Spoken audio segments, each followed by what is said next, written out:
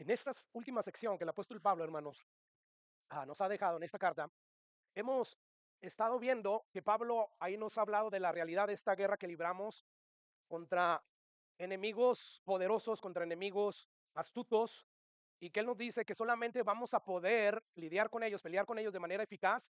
Número uno, si nos fortalecemos con el poder de Dios. Y número dos, si vestimos toda la armadura de Dios, que como hemos estado viendo, se compone de varias piezas.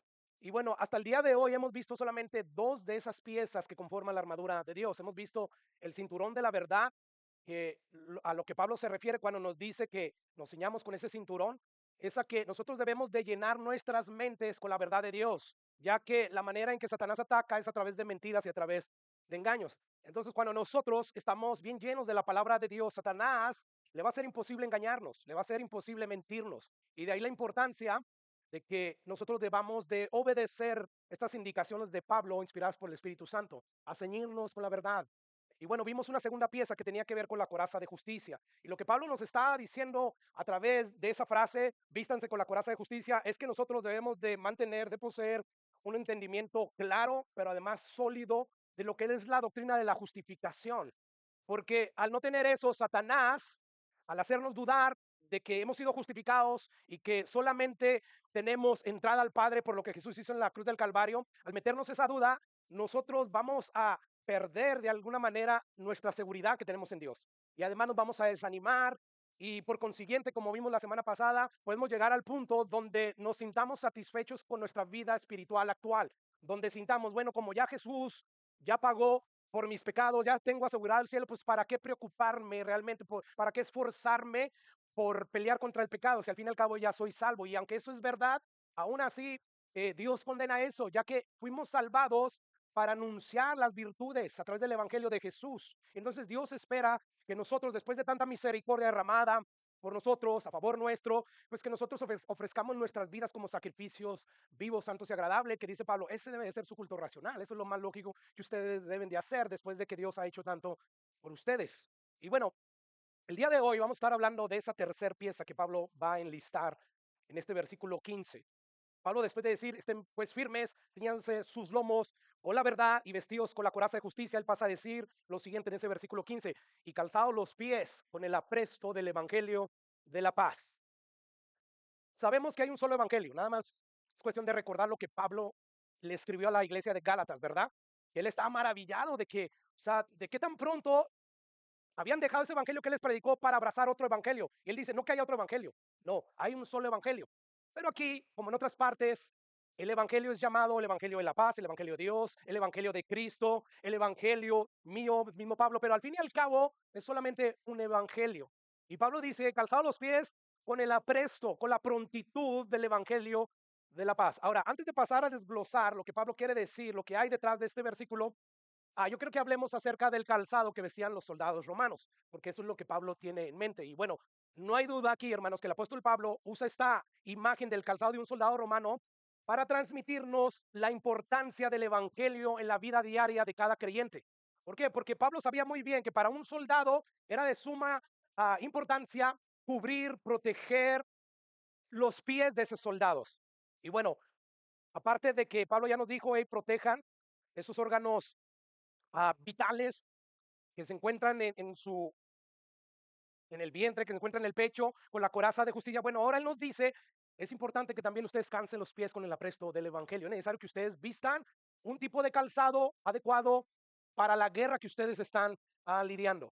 Y mire, si alguna vez usted se ha lastimado a un dedo, una uña inclusive de uno de sus pies, usted entiende que aunque sea una parte pequeña, una herida pequeña, pues a usted le causa que de alguna manera pierda facilidad de caminar. Uno, inclusive a veces cuando uno se tropieza, es tanto el dolor que empieza a como querer caerse y empieza como a cojear, ¿verdad? O sea, uno puede entender lo frágil que a veces suele ser los pies debido a los obstáculos, debido a las cosas que están puntiagudas, debido inclusive a animales que pueden mordernos como una serpiente, como un alacrán.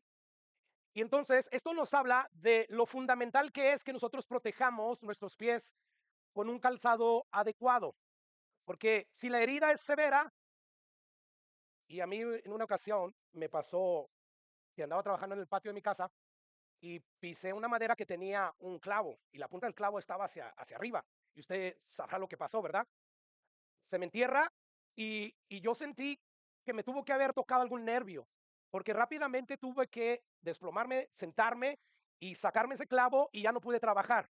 Bueno, cuando una herida es severa, cuando es muy dolorosa, esa herida va a afectar tanto la capacidad de permanecer parado como el caminar largas distancias. Ahora, imagínense si eso es así en la vida cotidiana nuestra. Ahora, en la vida de un soldado, una herida en su pie, en plena batalla, cuando está cuerpo a cuerpo contra el enemigo, pues es mucho más grave la situación, ¿verdad? Porque ya no se va a poder sostener en pie, ya no va a poder avanzar libremente, sino que inclusive va a tener que estorbarle a sus compañeros de milicia. Quizás va a llegar un momento donde los compañeros, con tal de terminar el combate, van a tener que dejarlo atrás. Y quedarse atrás puede que ese soldado termine con la muerte. Y bueno, todo esto es sumamente vital, hablando del calzado, para un soldado, porque él tiene que proteger sus pies. Hoy por hoy podemos decir que el calzado de los soldados, pues tienen mayor protección, ¿verdad? Que la de los soldados romanos. Esos zapatos, botas que hoy existen, militares, son contra todo tipo de golpes, contra todos los resbalones, caídas. Tú puedes andar en agua, tú puedes andar en el lodo, tú puedes andar en piedra, en la arena, y te protegen. Te protegen, como decía, aún de los animales peligrosos. Y la pregunta es, ¿qué nos enseña todo esto? Bueno, tú puedes tener un buen cinto, donde tú ya te ceñiste con la verdad, y además tú puedes tener lo que es una coraza que proteja tu pecho y tus órganos vitales bien gruesa, y además, como vamos a ver más adelante, puedes tener el casco más sofisticado con toda la tecnología. Imagínese el casco de Iron Man, un casco que tiene todo lo que la tecnología hoy ofrece. Sin embargo, si tú no tienes el calzado para tus pies adecuado, de nada te va a servir. O sea, tú no vas a poder avanzar. Tú no vas a poder desplazarte libremente en combate. Todo lo contrario, te va a mantener parado, te va a mantener tirado, te va a mantener estorbándole a los demás. Y de ahí el serio llamado de Pablo: calcen los pies con el apresto del Evangelio de la paz. Imagínense a una bailarina de ballet vistiendo los tachones de Messi, vamos a decir de Messi. Y ahora imagínense a Messi vistiendo las zapatillas de bailarina, de ballet, de esa bailarina. Y luego, pues, básicamente nosotros diríamos, cada calzado que ellos están usando no es adecuado para su físico, no es adecuado para el deporte que está practicando, si es que es un deporte, ¿verdad? Del ballet, yo sé que pero la cosa que estas ilustraciones nos enseñan es lo importante de no andar descalzo. O sea, es importante calzar los pies para protegerlos, pero también lo importante que es usar el zapato adecuado, que de lo contrario no vamos a ser eficaces en lo que nosotros estamos haciendo. Bueno, de ahí el llamado urgente de Pablo, porque no estamos hablando de una competencia donde se pelea, donde se compite para ganar un trofeo. No, estamos hablando de una guerra espiritual donde al cometer un gravísimo error, como el no calzarnos o calzarnos no adecuadamente, pues nos puede llevar a terminar mal. Y de ahí ese llamado de Pablo, ese llamado urgente de cálcense los pies con el apresto del Evangelio de la paz. Asegúrate que el Evangelio con el cual tú te estás calzando sea el correcto, sea el adecuado, sea el bíblico, sea el que Dios nos dio. Ahora, si queremos entender bien lo que Pablo nos está diciendo cuando nos da esa orden de calzar el apresto del Evangelio, tenemos que contestar la pregunta: ¿qué es el Evangelio? ¿Qué es el Evangelio? Y bueno, vamos a dejar que Pablo mismo nos responda. Él es el que nos está diciendo: vístanse o pónganse los zapatos del apresto del Evangelio de la paz. Bueno, Pablo, ¿a qué te refieres cuando dices eso? ¿A qué? Bueno, ese mismo Pablo, vamos a ver que nos va a decir qué es el Evangelio. Sin embargo, antes de dejar que Pablo nos diga con la Biblia qué es el Evangelio, vamos a definir primeramente de forma etimológica el Evangelio, es decir, ¿de dónde viene la raíz de esa palabra, el Evangelio? Porque cuando los cristianos de hoy en día escuchan la palabra Evangelio, inmediatamente ellos suelen pensar en los 4 evangelios, ¿verdad? Con los que empieza el Nuevo Testamento. O sea, el Evangelio de Mateo, el Evangelio de Marcos, de Lucas y de Juan. No, no, no. Esta palabra evangelio no tiene que ver con eso específicamente, aunque hay algo de eso. De hecho, esta palabra era de uso común en los tiempos de Pablo. Lo que quiere decir que no fueron los cristianos los que inventaron esta palabra evangelio. Esta palabra, de hecho, se usaba en contextos políticos, militares, que no tenían que ver con lo religioso. Por ejemplo, hermanos, desde los tiempos antiguos, los reyes solían tener un heraldo, es decir, una persona que se encargaba de anunciar a los súbditos del reino del rey todo lo concerniente acerca del reino, acerca del rey. Por ejemplo, cuando se había logrado un gran triunfo militar o el rey planeaba visitar a ciertas áreas de su reino, el heraldo llegaba ahí con anticipación y la costumbre era tocar una fanfarria con trompetas y anunciar algo. Casi siempre era una buena noticia. Por ejemplo, hey, súbditos, el rey anuncia que próximamente él estará visitando su pueblo. Por lo tanto, prepárense. O cuando un enemigo era derrotado por ellos, pues con más razón mandaban a ese heraldo y él anunciaba con un tono de celebración, de alegría, la victoria. ¿Y qué es lo que estoy diciendo con esto? Yo lo que te quiero llevar es a que tú veas que esta palabra evangelio no tiene que ver precisamente o principalmente con lo que es la religión, con lo que es el cristianismo. Esta palabra, como decíamos, en su definición etimológica, está compuesta por dos palabras. La primera palabra que es un prefijo que es eu, que significa bueno, y la palabra ángelos. Y ángelos viene de ahí también nuestra palabra ángeles. ¿Y qué eran los ángeles? Eran mensajeros de Dios, ¿recuerdan? Ahorita vamos a ver un pasaje. Así que lo que quiere decir esta palabra griega que es evangelión es buena noticia. Los ángeles traían noticias. En este caso es buena porque dice ahí ya el prefijo eu. Los mensajeros de Dios casi siempre traían buenas noticias. Vamos ahí a Lucas capítulo 2, versículo 10. Dice ahí, pero el ángel les dijo a los pastores que estaban atemorizados porque de repente sale ese ser sobrenatural y cualquiera temería, por muy valiente que seas, cualquiera teme ante algo sobrenatural. Y bueno, les dice el ángel, no teman. ¿Por qué no deben de temer? Yo sé que yo soy un ser que despide temor. Sin embargo, no teman porque les traigo o les doy nuevas. Si tú vas ahí a la Biblia griega, tú vas a encontrar esa palabra evangelión. Les traigo nuevas.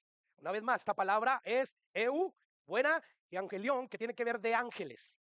Bueno, lo que estamos viendo aquí es a un ángel, a un mensajero de Dios, trayéndole esta buena noticia a los pastores. No teman, les traigo el evangelio, les traigo un anuncio con buenas noticias. Mira, anteriormente, para entender mejor lo que significa evangelio, hemos usado las palabras eutanasia y eugenio. Que estas palabras, al igual que evangelio, tienen ese prefijo eu, de bueno. Y ya la segunda palabra es lo que hace, ¿qué es lo que está bueno? En el caso de eutanasia significa buena muerte. Cuando alguien ya no tiene esperanza, tiene una enfermedad terminal y no quiere terminar sus últimos días sufriendo, pues se le requiere que de alguna manera le den una muerte tranquila, donde no sufra. Eso se le llama eutanasia, una muerte buena. En el caso de Eugenio, que quiere decir buen, y gene, que viene de nacimiento, quiere decir un buen nacimiento. Bueno, estas tres palabras, evangelio, eutanasia y eugenio, significan que tienen un buen algo, un buen anuncio, una buena muerte y un buen nacimiento. Yo no sé si esto te va a ayudar, pero eso es lo que quiere decir evangelio, la buena noticia. Sin embargo, no es cualquier buena noticia, hermano. No es una noticia común y corriente, no, no, no. Es un anuncio de un suceso histórico, verídico, súper mega extraordinario y sobre todo cuando lo ves a la luz de lo que Dios dice acerca de él. O sea, este no es cualquier anuncio, porque cuando ese anuncio es creído por los pecadores, su vida cambia significativamente. No se queda haciendo la misma vida, sino se vuelve totalmente diferente. Así que en palabras sencillas, ¿qué es el evangelio? Anunciar buenas noticias. Y es una verdad simple, ¿verdad? Sin embargo, a pesar de que es una verdad simple, una gran mayoría de personas que profesan ser evangélicos hoy en día desconocen el significado del evangelio. Y esto no debe de ser así.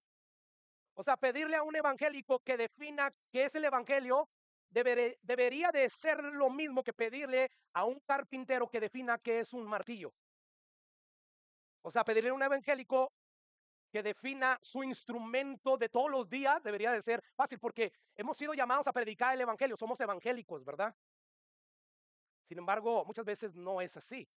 ¿Qué pensaría usted de alguien que usted quiere o que le dicen contrátalo porque es un carpintero y él te puede hacer el trabajo de carpintería que necesitas? ¿Qué pensarías tú de un carpintero no sabe definir su martillo y mucho menos lo sabe usar. ¿Pensarías que él en verdad es un carpintero? No sabe definir, describir qué es un martillo y mucho menos lo sabe usar. O sea, es su herramienta principal para su oficio. Diríamos, no, no es un verdadero carpintero. Bueno, hermanos, imagínense lo que piensa Satanás de todos aquellos evangélicos que no saben definir bíblicamente el evangelio. Él se ríe de ellos. O sea, no hay duda que para ambas personas, tanto para el carpintero como para el evangélico, debería de ser algo fácil definir sus principales herramientas, porque son las herramientas que usan cotidianamente. ¿Para qué? Para llevar a cabo sus respectivas labores, funciones. Pero lo cierto es que hoy en día existe un mal entendimiento de la palabra evangelio, de lo que significa el evangelio, en casi todas las iglesias que se consideran evangélicas.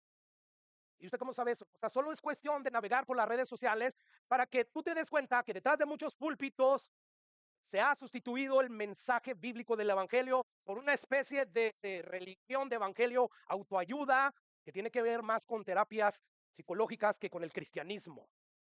Tú visualízate, tú verte como Dios te dice que eres un campeón, un vencedor.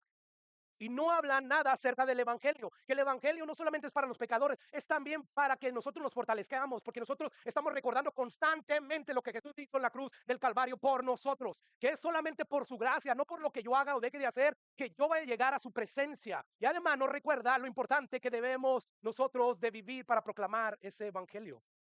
Sin embargo, vemos todo lo contrario en la mayoría de las iglesias.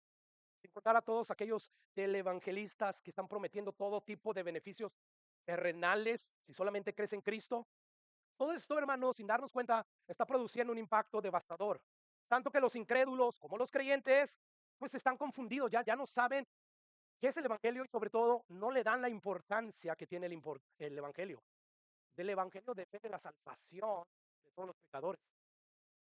Es a través del Evangelio que a Dios le plació salvar a los creyentes, a los que creen en ese Evangelio, a través de la locura de ese Evangelio.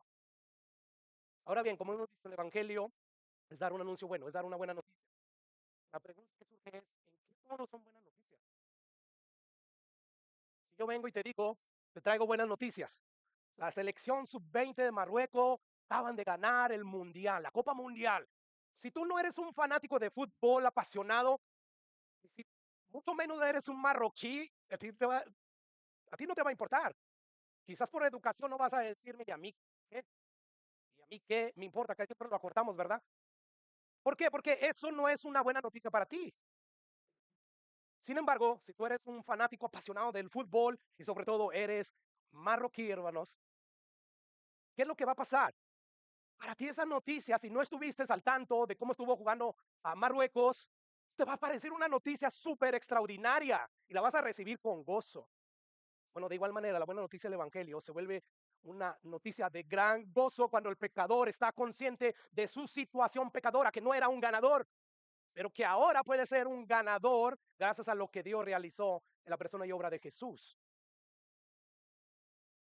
Y bueno, cuando el pecador sabe que Dios es perfectamente santo, porque la mayoría de los pecadores ven a Dios como el Dios bueno, bondadoso, pero no lo ven como el Dios santo y justo, que no pasa por alto la injusticia, los pecados. Él es perfectamente justo por naturaleza, que no puede hacerse el de la vista gorda de las injusticias. Es decir, no puede tampoco decir, pues lo paso por alto y le voy a perdonar eso. No, su esencia, su naturaleza lo obliga, o sea, lo exige a castigar las injusticias. Y bueno, como el ser humano no ve a Dios así, y como los predicadores modernos de hoy en día no se están esforzando por proclamar, por predicar a ese Dios así, pues ellos viven como si nunca fueran a compadecer ante ese juicio que la Biblia dice que está establecido para los hombres, que mueran una sola vez y después ese juicio. El problema no solamente es de los hombres, es de nosotros los cristianos. Cuando omitimos esta parte de la naturaleza, de la esencia de Dios, cuando el pecador, tú le dices la mala noticia de que él es pecador y que Dios castiga a los pecadores con un castigo eterno, entonces esa noticia se vuelve buena. Pero si todo lo que le estás diciendo al pecador de Dios es que Dios está para ti, Dios te quiere bendecir, Dios te quiere hacer un milagro, Dios te quiere sanar, Dios esto y esto, el otro y aquello, no, Pablo dice, yo no me avergüenzo del evangelio porque el evangelio, ese mensaje que proclama que tú eres pecador y que en Cristo Jesús hay salvación, en ese mensaje se manifiesta el poder de Dios.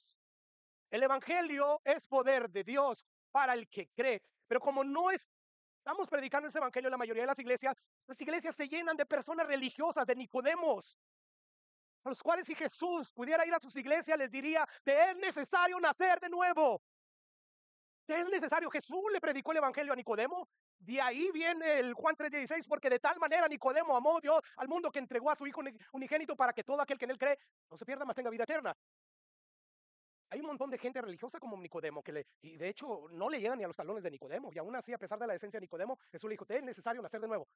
¿Cómo se hace eso? Tienes que creer en el evangelio. ¿Recuerdas, Pablo? Primeros versículos de su carta. Cuando ustedes creyeron en el evangelio, ustedes fueron sellados con el Espíritu Santo. ¿Cuándo Dios te sella con el Espíritu Santo? Cuando Dios lo envía a tu vida para tu nuevo corazón. Y entonces tenemos un montón de gente llenando las iglesias que creen que son salvas y no lo son. Jesús advirtió de esto en aquel día. Muchos van a decir, Señor, Señor, en tu nombre. O sea, no son personas las que van a decir, o las que Cristo les va a decir estaban engañadas, no fueron creyentes. No son personas que no conocían a Jesús, son personas que le llamaban Señor y que hacían cosas dentro de la iglesia supuestamente para el Señor. Y Jesús les decía, apartados de mí, hacedores de maldad. De ahí lo importante de predicar este evangelio bíblico.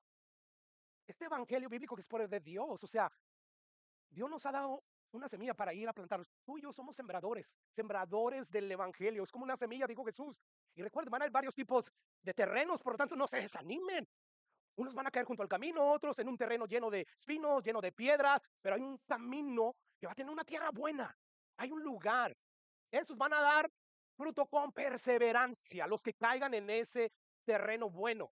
Y bueno, nosotros tenemos que predicar ese evangelio. El evangelio que se manifiesta o que se predica y donde el pecador cree, entonces el poder de Dios se manifiesta en ellos dándoles una nueva naturaleza. Así que el pecador tiene que saber eso. Y bueno, creo que la historia del soldado griego Filipides, yo no sé si usted la conoce, nos va a ayudar a tener un mejor entendimiento de esta palabra evangelio. Estamos viendo el significado etimológico. Bueno, gracias a que, quizás algunos ya se enteraron, a que nos ganamos, Eva se lo ganó, pero nos ganamos a un paquete vacacional de casi $4,000. Y Dios es bien bueno. O sea, yo ni me lo merezco, digo, no manches, Dios, después de lo mucho que te he fallado, y porque anteriormente yo estaba planeando ir a celebrar 30 años de aniversarios de casado, 20 casi ya de ministerio y mis 50 años a Europa, y ya estamos juntando un dinerito. Bueno, sucede esto. A raíz de esto, como planeo ir a visitar algunos países de Europa y sobre todo esos países donde se nos narra en la Biblia como lugares donde Pablo anduvo predicando, en Éfeso, Atenas, pues he estado investigando, y a través de esas investigaciones me he topado con los monumentos emblemáticos, los, no sé, las figuras más sobresalientes de Europa. Pues me topé con esta estatua de este griego corredor, un soldado, y me llevó a leer una historia. No sé si, de hecho, no se sabe a veces las historias grecorromanas, a veces son más leyendas que verdaderas, pero hay un mensaje detrás de esta historia, sea verídica o no lo sea. Y bueno, resulta que a través de esta investigación, pues me encontré con Filipides. Hay una estatua emblemática en honor a él. Esta estatua se encuentra en Grecia, mejor dicho, en Atenas, Grecia. Y cuenta la leyenda que Filipides fue un soldado de la antigua Grecia, que en el año 4000 o 490 antes de Jesucristo, él corrió velozmente 42 kilómetros desde los campos de Maratón, que así se llamaba el lugar donde estaba la batalla, los atenienses contra los de Persia. Y bueno, él recorrió desde esos campos de Maratón 42 kilómetros para llevar una buena noticia, para llevar el evangelio a los atenienses. ¿Cuál era la buena noticia? La victoria de la batalla de Maratón. Y según dice la leyenda, que justo después de haber dado la buena noticia y haber gritado, alégrense porque hemos triunfado, inmediatamente él, por el agotamiento físico, por haber corrido velozmente sin parar, él cayó desplomado y murió. Y bueno, es precisamente en honor de esa proeza que hoy se realizan los maratones. Y un maratón, básicamente uno recorre casi 42 kilómetros punto y algo. Pero ¿qué tiene que ver todo esto con lo que estamos hablando, hermanos? Bueno, imagínense el impacto que esa buena noticia ah, hubo en los atenienses, ese impacto. Llega Filipides, les comunica la buena noticia. ¿Saben qué? Los persas han dejado de ser una amenaza para nosotros. Hoy podemos ya disfrutar de paz y de seguridad. No por lo que ustedes hicieron, a quienes les estoy dando la noticia, sino gracias a los soldados que pelearon contra los de Persia. O sea, algo así sucedería. La gente estuviera contenta, agradecido con esos soldados que dieron sus vidas para ganar esa victoria. Y bueno, esta historia nos da un ejemplo de lo que significa el Evangelio. Y aunque obviamente, o sea, el anuncio del Evangelio es un anuncio infinitamente más extraordinario, más trascendente que este, ¿verdad? Pero eso es Evangelio, eso es dar buenas noticias. Ganamos. Antes de la pelea, de la victoria, nosotros corríamos el peligro de ser eliminados, de volvernos siervos de sus enemigos, volvernos sus esclavos. Pero ahora que ya sabemos que históricamente hemos ganado, somos libres. Eso nos muestra, hermanos, de entrada, la enorme diferencia que hay entre el cristianismo con todas las religiones del mundo. O sea, las religiones del mundo, hermanos, te dan consejos acerca de Dios. ¿Quieres ganarte el favor de Dios? ¿Quieres ir al cielo? Pues entonces haz esto y deja de hacer aquello, y entonces Dios te va a colmar de favores.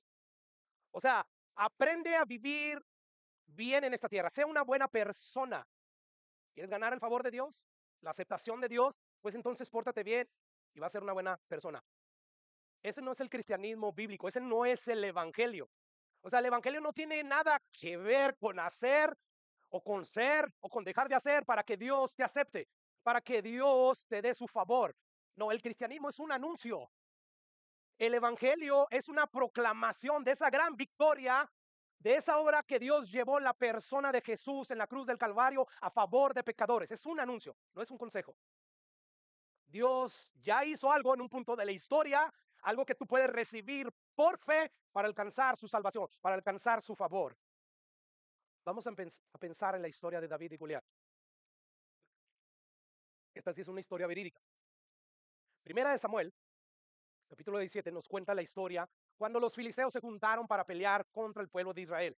Nos dice el versículo 3 que los filisteos estaban sobre un monte a un lado e Israel estaba sobre otro monte al otro lado, y entre ellos había un valle. Y bueno, salió entonces del campamento un paladín, un filisteo enorme llamado Goliat. Dice que su estatura era de 6 codos. Básicamente, su estatura era como 10 pies. La cosa tiene 12 pies. Quítele ahí nomás 2 pies y verán lo alto que era este hombre.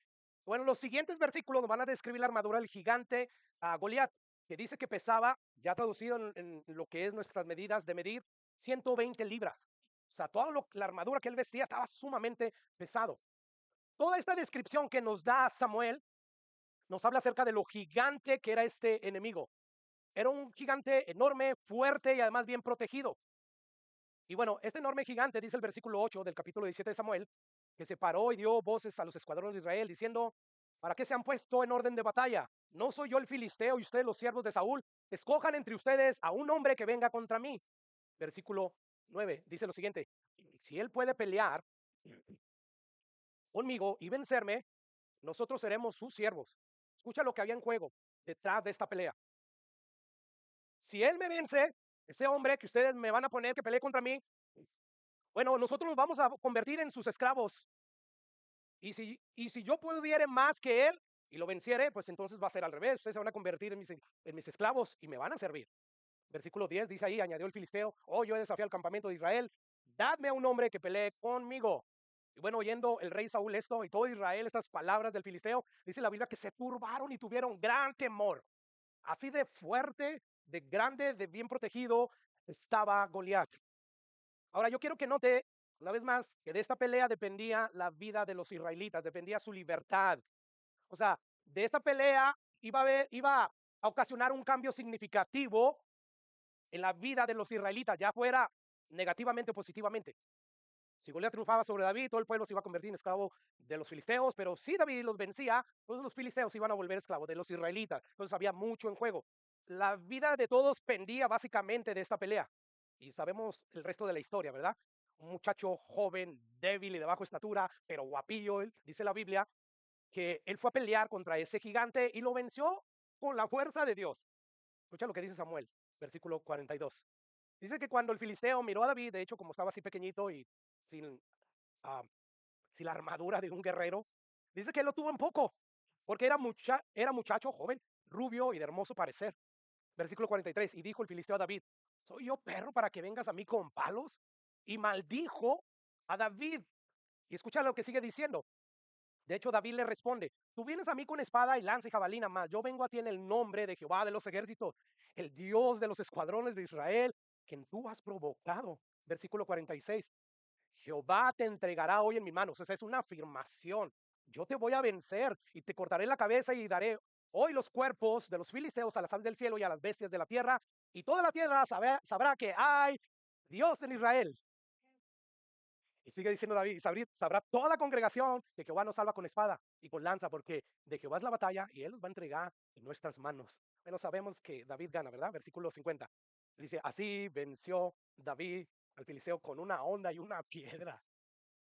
¿Recuerdas toda la armadura poderosa que pesaba más de 120 libras, gruesísimas, para protegerse?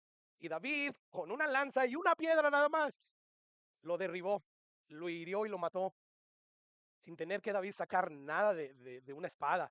Y cuando los filisteos vieron al paladín muerto, ¿qué hicieron? Huyeron despavoridamente. El siguiente capítulo, que es el 18, pues Samuel nos continúa narrando la historia de David. Dice el versículo 6, aconteció que cuando volvían ellos, después de la victoria del triunfo, cuando David volvió de matar al filisteo, salieron todas las mujeres de las ciudades de Israel cantando y danzando para recibir al rey con panderos, con celebración, con euforia, con gritos de alegría, con cánticos y con instrumentos de música. La pregunta es, ¿cómo supieron todas las mujeres y todo el pueblo de Israel que no estaba peleando, que habían vencido? ¿Cómo supieron? Se, o sea, aunque la Biblia no nos diga directamente, específicamente, se tiene que sobreentender que tuvo que haber alguien que les fue a dar el evangelio, el evangelio, la buena noticia. Y el momento de llegar a esa persona, hemos vencido. El ejército de David venía en camino al pueblo, a Jerusalén, pero ya había alguien dando las buenas noticias y todos los demás salieron a celebrar para recibir a David. Y bueno, hermanos, la cosa es que no debemos de olvidar que si David hubiera perdido la pelea, todo el pueblo de Israel se iba a convertir en esclavos de los filisteos. O sea, su vida iba a cambiar significativamente y básicamente eso se puede traducir con que muchos los iban a matar. Por lo tanto, imagínense, el pueblo de Israel está, ay, ay, ay, el propio Saúl, ya no digo la Biblia, que tuvo gran miedo y todo Israel. ¿Qué va a pasar? ¿Qué va a pasar? O sea, era un temor más grande que cualquiera de los temores que tú y yo quizás hemos experimentado, porque nunca hemos estado bajo una guerra.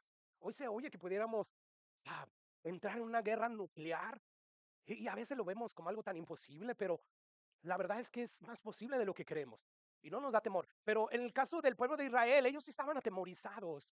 Entonces imagínate, sobre todo las personas más indefensas, los niños, las mujeres, que ellas se angustian más. Estaba todo el mundo angustiado, pero llegó esa persona que les dio el evangelio, que les dio la buena noticia. Hemos vencido, ¿te imaginas? La vía de celebración, la euforia, todos cantando, danzando. ¿Por qué, hermanos? ¿Por qué tal gozo, tanto júbilo? Porque sus vidas dependían de ese triunfo.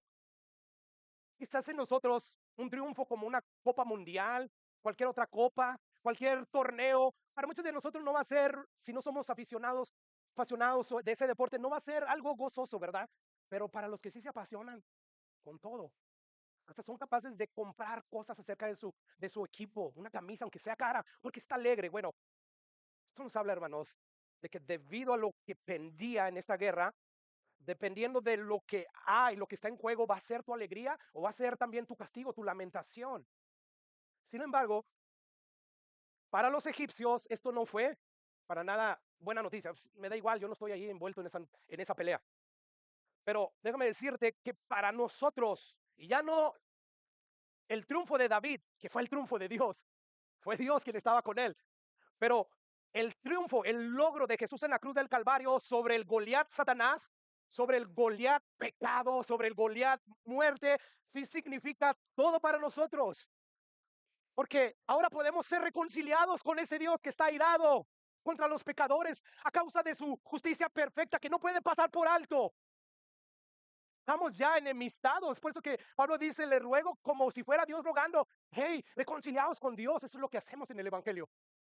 No es que Dios, si vienes a Él, tú vas a ser próspero, Él te va a sanar de tu enfermedad, todos tus problemas se van a acabar. No, al contrario, según Jesús, si tú te vuelves cristiano, verdadero cristiano, prepárate, porque en este mundo vas a tener tribulaciones. Dijo Pablo a cada persona que se convertía y lo discipulaba, es necesario que entremos al reino de los cielos a través de muchas tribulaciones. El mensaje de la Biblia es totalmente opuesto al de muchos predicadores, porque ellos quieren vender. Ellos quieren que sus iglesias se llenen para que entonces haya mucho flujo económico. A ellos no les importa la eternidad de estas personas. Ellos saben que al predicar este evangelio que predicamos aquí, nadie va a querer oírlo. Aún las mismas personas a veces que están aquí no les interesa, aunque vienen a la iglesia constantemente. Pero nuestro deber es proclamar este evangelio, porque este es el evangelio que tiene poder de Dios para salvar verdaderamente, para transformar a los pecadores, dándoles un nuevo corazón, dándoles al mismo Espíritu Santo que llena sus corazones de deseos para querer ser como Dios. Cuando yo me convertí, mis deseos que yo tenía hacia ese Dios cambiaron totalmente. O sea, yo quería un Dios como la mayoría de los humanos, un Dios que esté ahí para mí cuando lo necesito, pero no un Dios que me exija que viva santamente y justamente. No un Dios que venga y me limite. No, no, no. Yo quiero vivir de acuerdo a lo que yo deseo hacer en mi corazón. Hubo un cambio en todos nosotros. Hubo una transformación ahí porque nos predicaron el Evangelio. Y el poder de Dios se manifestó en ese mensaje. Así que hermanos, ahí lo importante de proclamar este Evangelio. Porque lo que está en juego no es cualquier cosa. Lo que está en juego es la eternidad de los pecadores. Hay dos destinos solamente según la Biblia para los pecadores o para los seres humanos. O es el cielo, estar en la presencia del Señor, que lo que te hace estar ahí es creer en el anuncio de ese evangelio, o es en el infierno para recibir el castigo por no haber creído en el unigénito Hijo de Dios. Ahora, ya que hemos visto de alguna manera lo que significa evangelio de manera etimológica, vamos a dejar que Pablo nos diga qué es el evangelio. Pablo, dinos qué es el evangelio. Porque tú nos estás pidiendo que nos calcemos los pies con el apresto del Evangelio de la paz. ¿Qué quiere decir esto, Pablo? Bueno, Pablo nos va a contestar desde su primera carta a los Corintios, capítulo 15, versículo 1 y 4. Dice Pablo, además yo les declaro, Corintios, el Evangelio que les he predicado, el Evangelio que yo recibí de Cristo mismo.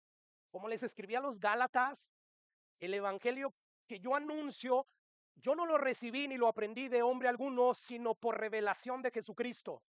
Ese es el evangelio que les he predicado, que les he declarado, el cual también recibiste y en el cual también perseveráis. Versículo 2. Por el cual asimismo, si retienen la palabra que os he predicado, sois salvos. Hace referencia a que es a través del evangelio que uno es salvo por creer este evangelio. De lo contrario, creíste en vano, creíste en vano. Ahora a continuación va Pablo a decirnos cuál es el significado del evangelio. O sea, ¿qué es esa buena noticia que yo tengo que saber del evangelio?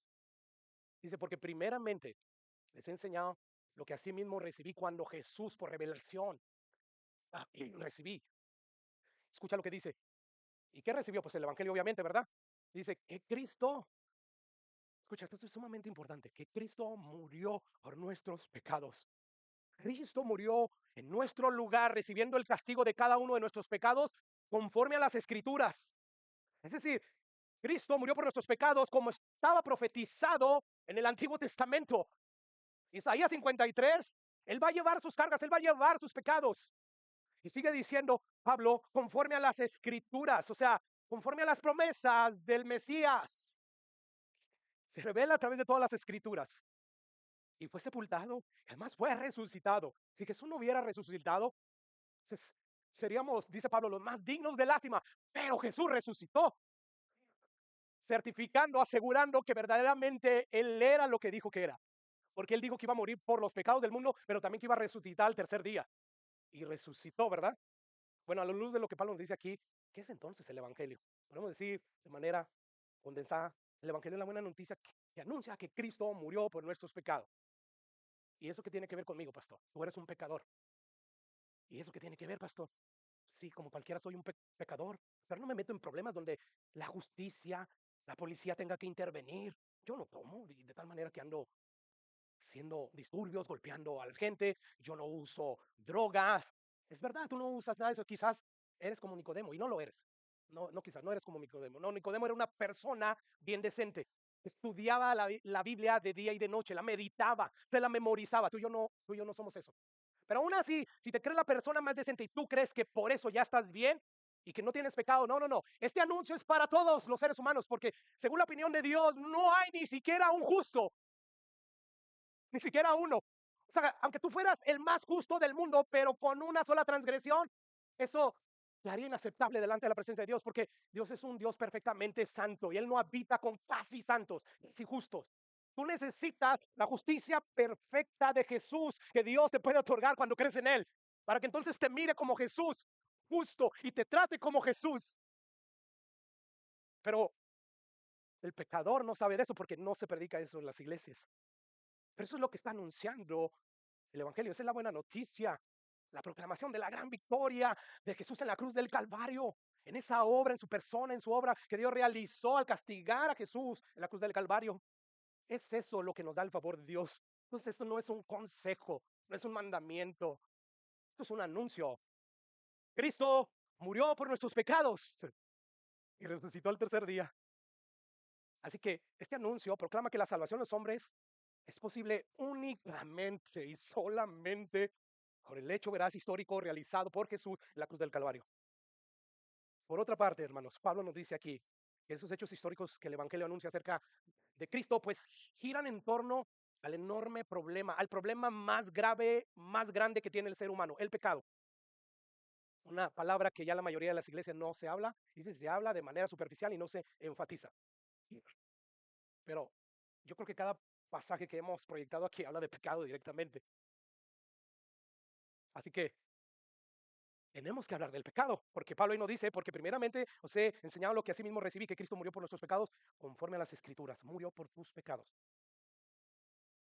Lo que vemos aquí hacer del Evangelio, la noticia más importante, más trascendental, que un ser humano pueda escuchar jamás, es que tiene que ver con el problema más serio, hermanos, de los seres humanos.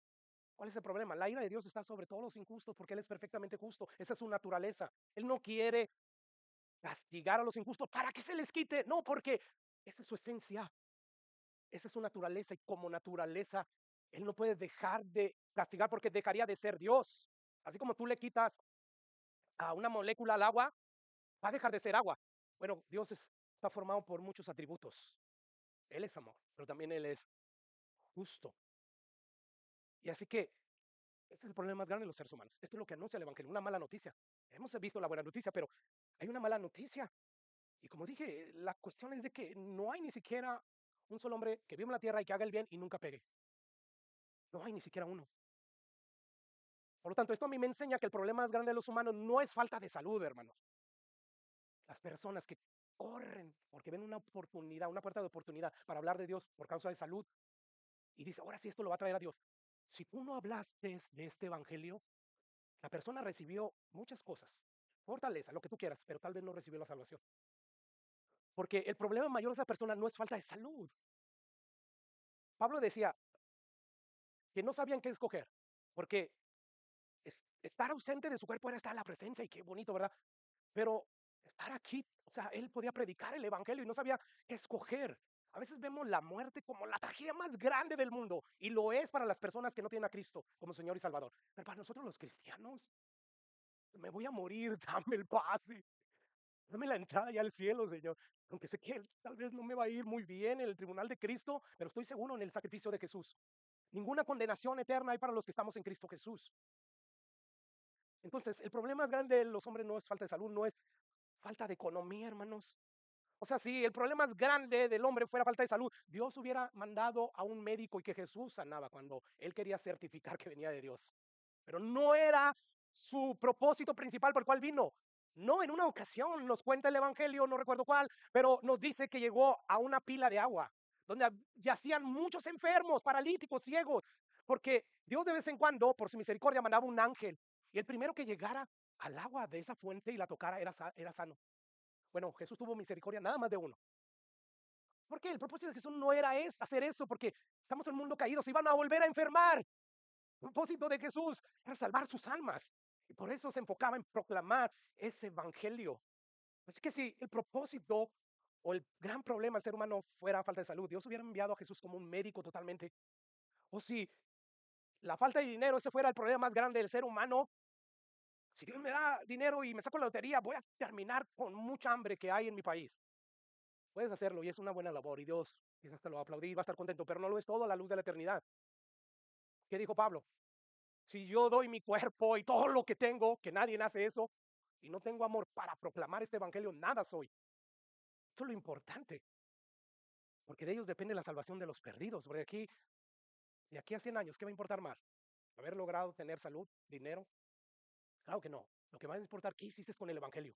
¿Qué hiciste con el mensaje que anuncia que en Jesús hay salvación? Si Dios hubiera querido, hermanos, hubiera sabido que el gran problema del ser humano es falta de economía, hubiera mandado a un economista, hubiera hecho a todos ricos. El problema del hombre no es falta de salud, no es falta de dinero, no es falta de equilibrio emocional y psíquico, no. El problema del hombre es que está perdido, es que la ira de Dios está sobre él y es por eso que Dios envió un Salvador. ¿Para qué? Para que muriera por los pecados de los hombres, que es el problema más serio que tiene el hombre. El hombre a causa de sus pecados es merecedor de recibir el castigo eterno de Dios. Por eso es que la buena noticia que el Evangelio anuncia no puede ser recibida con gozo por todos aquellos que desconocen esta mala noticia. Pregunta, hermanos, ¿cómo tú te sientes cuando la justicia es burlada?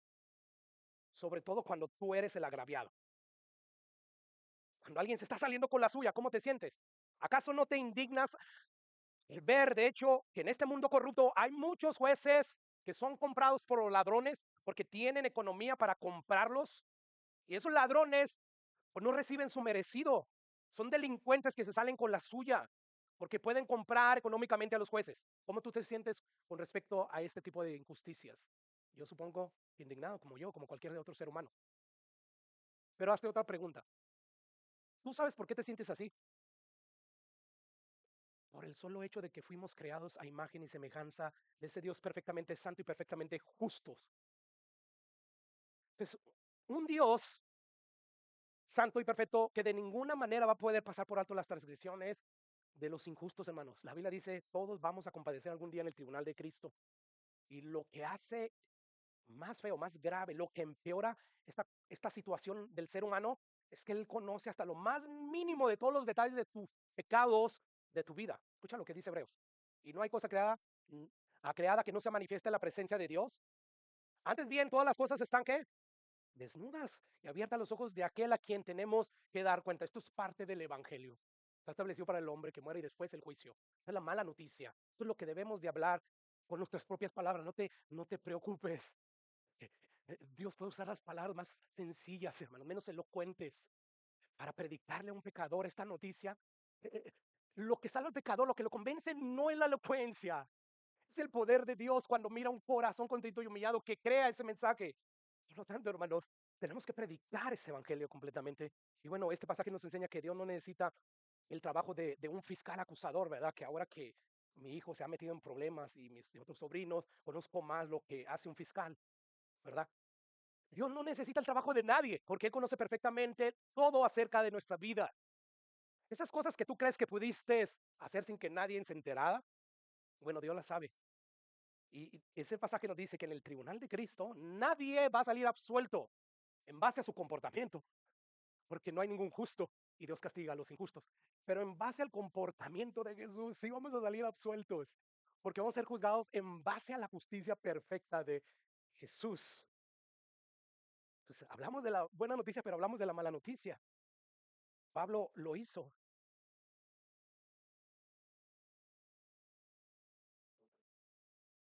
Pablo hizo esto, habló siempre de la mala noticia. Y él nos dice, por cuanto todos pecaron, todos hermanos, todos, la persona más decente que te pases a imaginar, todos hemos pecado. Por ello estamos destituidos de la gloria de Dios, de vivir eternamente en la gloria de Dios, en la presencia de Dios. Esas son las malas noticias. Sin embargo, aquí es donde entra la buena noticia, ¿verdad?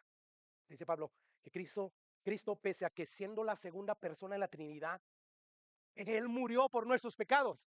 O sea, Cristo se despojó de toda su divinidad, majestuosidad se hizo hombre para vivir una vida de obediencia perfecta a la ley de Dios y luego muere en lugar nuestro en la cruz del Calvario. Y Él recibe, hermanos, todos los pecados que hemos cometido. De hecho, recibe todos los pecados que cometieron, que terminarán cometiendo todos los seres humanos que terminen creyendo en Él. En otras palabras, la buena noticia del Evangelio anuncia que Cristo voluntariamente decidió tomar sobre sí mismo el castigo que nosotros merecíamos. Y al mismo tiempo, Él por pura gracia nos otorga, hermano, las bendiciones que sí merece Jesús por su perfecta obediencia. Escuchen cómo Pablo lo pone en su segunda carta a los Corintios, capítulo 5, versículo 21. Lo citamos la semana pasada, pero este es uno de los pasajes que debemos de citar constantemente para que el enemigo no gane ventaja sobre nosotros y nos quiera engañar y nos quiera sentirnos inseguros o querer ganarnos el favor de Dios por nuestras propias fuerzas. No, escucha lo que dice Pablo: al que no conoció pecado, a la persona que nunca pecó. Dice, por nosotros lo hizo pecado. Es decir, por nosotros Dios lo trató en la cruz como si Él fuese culpable de haber cometido todos los pecados de aquellos que terminen creyendo en Jesús. La pregunta es, ¿con qué propósito Dios castigó en mi lugar y en lugar de todos aquellos que terminen creyendo en Jesús? Dice ahí, para que nosotros fuésemos hechos justicias de Dios en Él. ¡Wow! Al que no conoció pecado por nosotros, a favor nuestro, en beneficio de nosotros, Dios lo hizo pecado. Dios lo trató a Jesús en la cruz como un ladrón, como un homicida, como un mentiroso, un adúltero, un pedófilo, como lo peor del mundo. Este es el anuncio del Evangelio. Esto es lo que proclama la buena noticia. No es un buen consejo. Y lo estoy enfatizando una y otra vez. No es, haz esto y entonces Dios te salva. No es, cree en lo que Jesús hizo en la cruz del Calvario y Él te salva. Es por gracia, por medio de la fe, no es por obras. Por lo que Jesús hizo en la cruz del Calvario. Muchas personas parecen pensar que lo importante de una religión es la forma, cómo te ayuda a ser una mejor persona. Lo importante del cristianismo, pastor, es eso. O sea, eso del evangelio del infierno, eso no vende, yo sé. Pero si el cristianismo, hermanos, ha hecho de ti un ser humano, o la religión, eres menos egoísta, eres más entregado a los demás. Sin embargo, si tú no has creído en este evangelio, el poder de Dios no se ha manifestado para darte un nuevo corazón. Eres un religioso y necesitas creer en este evangelio. Porque Dios te dio un nuevo corazón.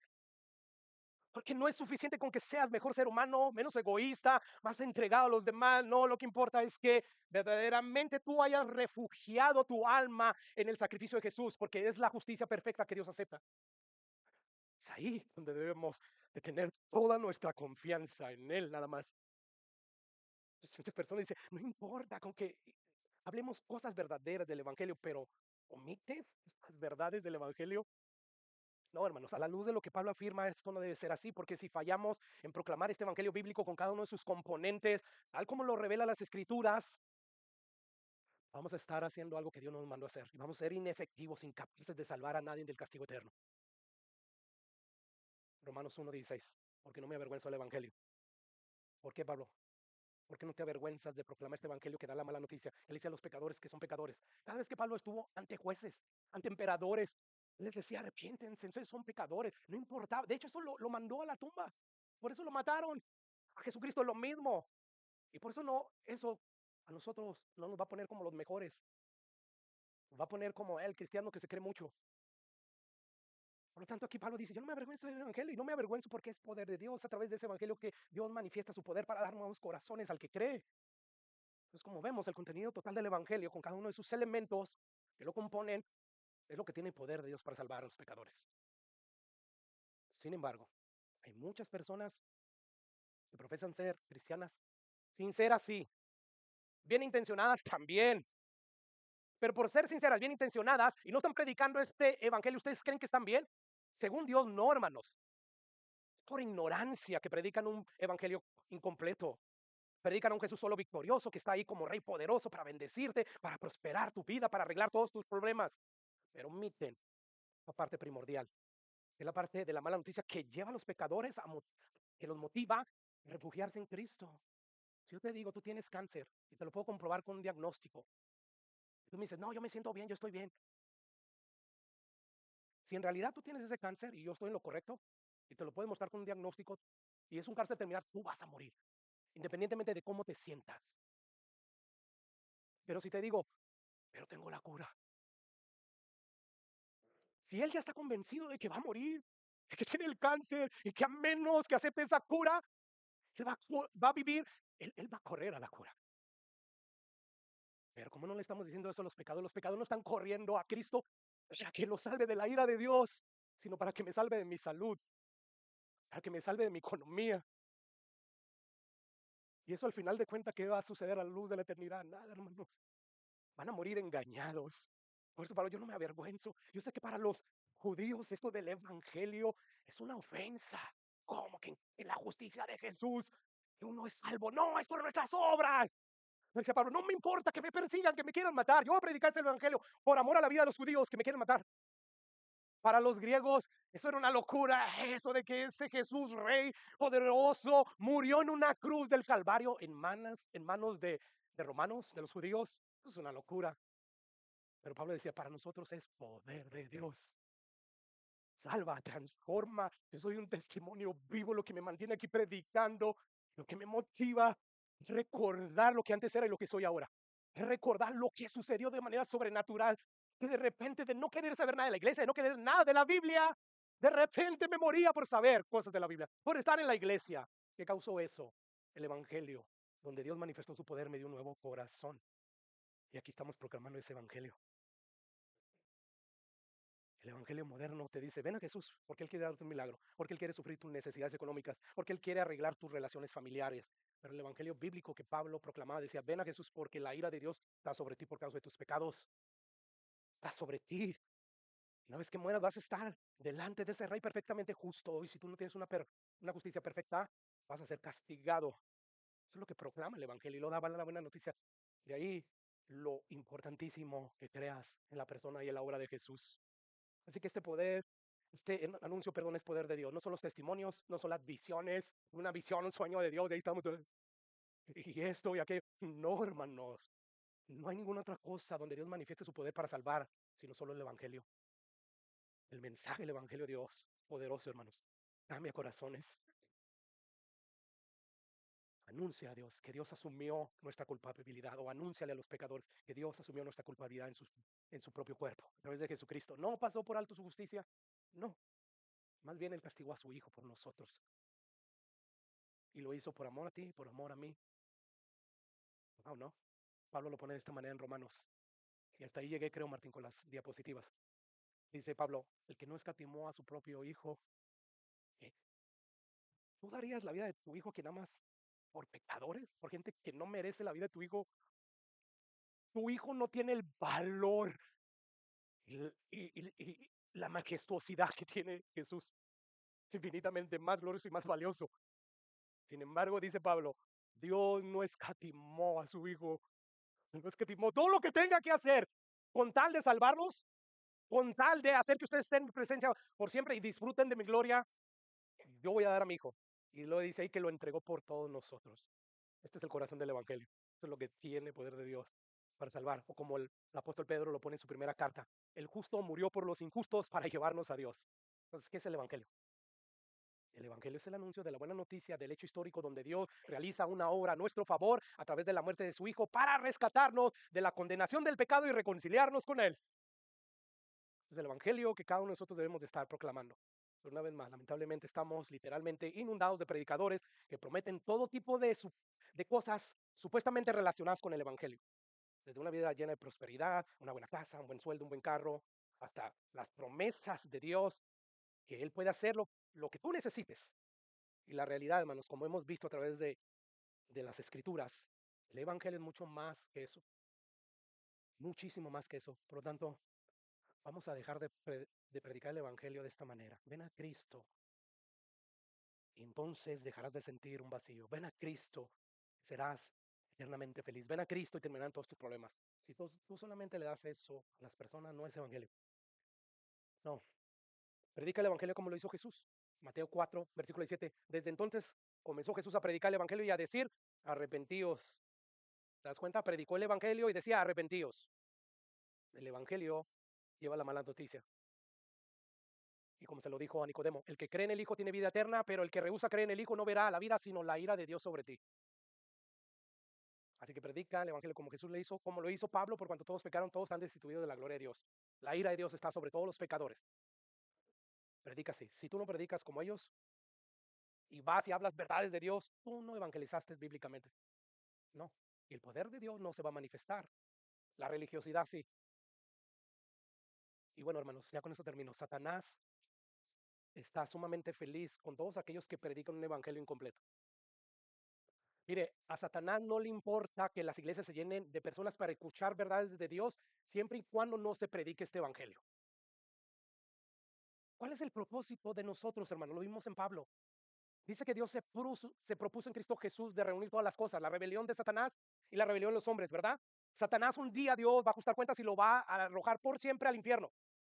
Pero Él está restaurando a seres humanos que quieran ser restaurados a través de la iglesia, no a través de ángeles. Cuando la iglesia proclama el evangelio y hace discípulos, está cumpliendo con ese plan que Dios está llevando a cabo. Y por lo tanto, de ahí las exhortaciones de Pablo, mantenga la unidad, se necesitan unos a otros.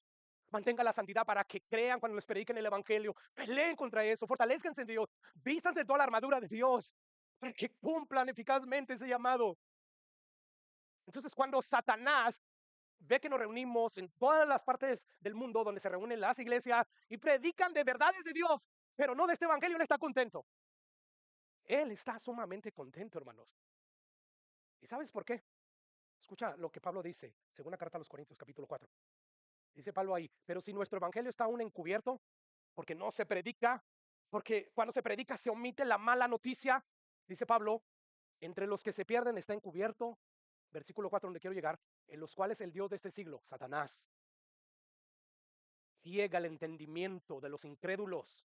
¿Con qué propósito Satanás trata de impedir a como dé lugar a que los pecadores no escuchen este evangelio?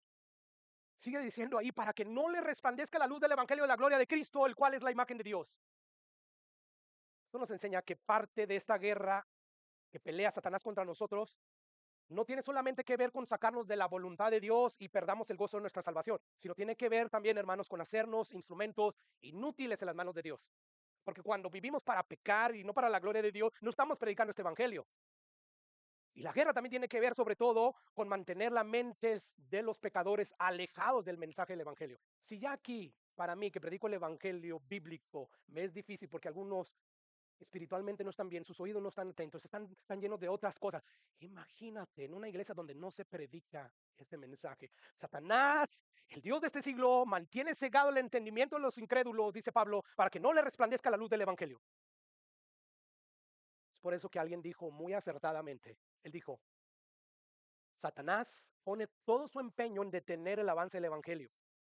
Y si no puede detener, en cambiarlo. Y si no puede cambiarlo, en mezclarlo. Y si no puede mezclarlo, en reinterpretarlo. Y si no puede reinterpretarlo, en diluirlo. Y si no puede diluirlo, en distraernos en otras cosas para que no les presentemos o no le prestemos al evangelio la atención que merece en la iglesia. El punto es que Satanás va a hacer todo lo que está a su alcance para que el mensaje del evangelio no sea debidamente proclamado, hermanos. Por lo tanto, si nosotros queremos ver a pecadores venir en arrepentimiento y fe a Cristo, es necesario, hermanos, predicamos este evangelio, que lo protejamos, que lo proclamemos con pasión y convicción, porque esto es lo que hizo Pablo. O sea, Pablo, ¿para qué predicas el evangelio? Si ya nos dijiste ahí que el Dios de este siglo ha cegado el entendimiento de los incrédulos para que no le resplandezca la luz. Me hubiera encantado proyectarlo, pero escucha lo que dice el versículo 4, hermanos. Después de que dice, en los cuales el Dios de este siglo cegó el entendimiento de los incrédulos para que no le resplandezca la luz del evangelio de la gloria de Cristo, el cual es la imagen de Dios, porque no nos predicamos a nosotros mismos, no anunciamos un evangelio que tenga que ver que por nosotros, sino a Jesucristo como Señor y a nosotros como vuestros siervos por amor de Jesús. O sea, ¿por qué predicas el evangelio que proclama los hechos de la persona y la obra de Jesús, Pablo? ¿Por qué, como ya afirmaste tú, dices que es poder de Dios? Por eso es que tú proclamas ese evangelio. Y dice Pablo el versículo 6, porque Dios, escucha lo siguiente, porque Dios, al principio en Génesis, cuando toda la tierra estaba vacía y desordenada, había oscuridad, porque ese Dios, cuando tú predicas el evangelio y lo cree la persona, ese Dios que mandó de las tinieblas resplandezca la luz, dice, es el que resplandeció nuestros corazones para iluminación del conocimiento de la gloria de Dios en la paz de Jesucristo. Lo que Pablo está diciendo en otras palabras es el mismo poder de Dios que obró al traer orden en su creación y despojar las tinieblas y traer luz. Es el mismo poder que Dios manifiesta en la vida de los pecadores, dándoles un nuevo corazón dispuesto para vivir para su gloria. Y todo porque el pecador se arrepintió, puso su fe en Cristo Jesús, porque alguien le predicó el evangelio bíblico. Por eso predicamos el evangelio. No soy yo el que te tenga que convencer. Yo estoy sembrando la semilla. Si tú crees ese evangelio, el poder de Dios se puede manifestar en ti, dándote un nuevo corazón. Ese es un super milagro, hermano. Que de repente tú estés empeñado en hacer ciertas cosas malas que sabes que te van a perjudicar y de repente de la nada tienes deseos opuestos. No quieras hacer todo eso. O sea, convence a un hijo rebelde de que deje de hacer su rebeldía. No puedes, llega un momento en que te cansas. Pero que de repente Dios, por escuchar el evangelio y creer en el anuncio del evangelio, manifieste su poder, le da un nuevo corazón y de repente tú lo ves como Pablo perseguía a los cristianos, hermano. Si había un enemigo acérrimo de los cristianos era Pablo. Pero ¿qué sucedió en la vida de Pablo? Porque des, después de predicar en contra de los cristianos, de perseguirlos, para encarcelarlos, para matarlos si fuera necesario, ¿por qué se volvió un proclamador de ese mensaje que odiaba, de ese Cristo que odiaba? ¿Por qué se volvió el primer proclamador? Porque Cristo lo salvó de una manera súper sobrenatural. Yo creo que si nosotros hubiéramos tenido la experiencia sobrenatural de la conversión del Pablo, estaríamos predicando. El Pablo necesitaba creer esto por fe, que bienaventurados, más bienaventurados son los que creen, ¿verdad? Y no vieron. No, Pablo por lo que vio, hermanos, nos llevaba a predicar el Evangelio. Y bueno, de ahí lo importante, predicar el Evangelio. Y ya, volviendo a la pregunta, pastor, todo esto, ¿para qué?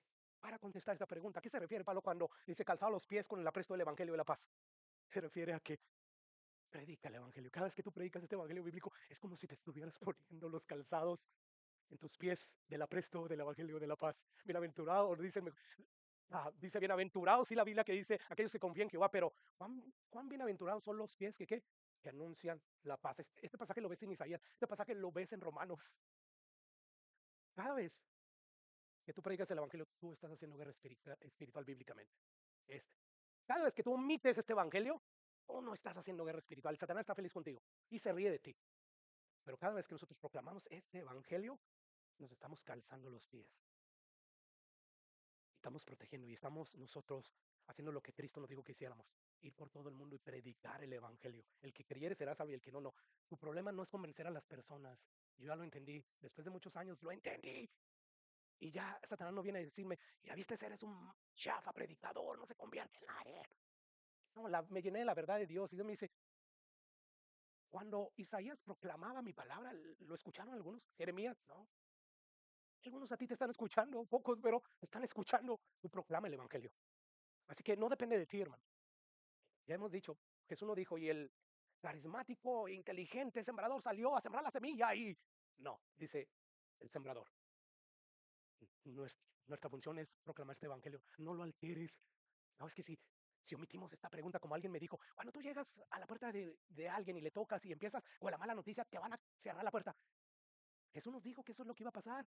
Donde les abran, entren, prediquen el evangelio, donde no sacudan sus piecitos y sigan. Este mensaje no tiene cabida en los pecadores. Sorpréndete cuando te abran y te estén escuchando. Porque el pecador no quiere escucharse. Yo no lo quería escuchar, ni tú, ni te hagas. Nadie lo queríamos escuchar. La luz vino al mundo, dijo Jesús, y el mundo prefirió las tinieblas, su vida de pecado. Prefirieron amar a ellos. ¿Por qué? Porque sus obras eran malas. Este Jesús nos dice, deja de vivir así. Nosotros no queremos dejar de vivir así. Y ese es el problema. La humanidad tiene hambre de Dios, yo lo veo. Del Dios que le estás predicando. Predícale del Dios que dice que se arrepiente, que deje de vivir como está viviendo y ya no va a tener hambre. Ya te vas a ir. Pero miren el hambre de Dios. Llenémonos de la verdad, hermanos. Es una guerra. ¿Quién tiene la verdad? Estamos siendo engañados por Satanás. Y por eso Pablo dice, ciñan los lomos de su entendimiento con el cinturón de la verdad. Llénense de la verdad de Dios. La única manera que van a contrarrestar los dardos del engaño, las mentiras de Satanás. Y vístanse de la coraza de la justicia. Sobre todo, alcen sus pies con el apresto del evangelio de la paz. Tú que estás aquí sin Cristo y sin esperanza. ¿Qué te pide Dios? ¿Que dejes de ser malo? ¿Que dejes de pecar? No, Él sabe que no puedes. Ni aun dándote su Espíritu Santo, dejas de pecar muchas veces. Eso es lo que pasa con nosotros los cristianos. ¿Qué es lo que pide pues Dios de ti? Es que aceptes por fe el buen anuncio del Evangelio. que recibas de todo corazón lo que Jesús nos ofrece de pura gracia, gratuitamente, el perdón de nuestros pecados, el don de la vida eterna, únicamente por medio de lo que Jesús hizo en la cruz del Calvario. No por tu decencia, no por tu religión, no porque eres mejor que los demás, únicamente por fe. Porque Jesús no venció una batalla como el maratón de allá de Atenas, ¿verdad? Donde Filipides corrió. No, no, no. Él venció al pecado, a Satanás y a la muerte. ¿Para qué, hermanos? ¿Para qué? Para que hoy pecadores culpables como tú y como yo pudiéramos reconciliarnos con Dios. Así que pídele perdón a Dios por tus pecados si crees en el anuncio del Evangelio, que te dice que puedes morir mañana. Y si tú te presentas sin la justicia perfecta de Jesús, vas a ser castigado eternamente. Entonces, pídele perdón a Dios y dile, creo en el Evangelio. Perdóname, dame un nuevo corazón, una nueva vida. Y en ese mismo instante, yo te lo garantizo por lo que dice la palabra de Dios. Porque todo aquel que invocar el nombre del Señor será salvo. Por eso te digo, en ese mismo instante que tú le pides a eso, wow, Dios te va a vestir con la justicia perfecta de Jesús. Va a perdonar tus pecados. Porque Dios se deleita en perdonar a los pecadores. Su deleite, hermanos, conceder perdón a todos aquellos que se acogen, que se refugian en la misericordia de Jesús. Oh, Padre precioso, gracias por tu palabra.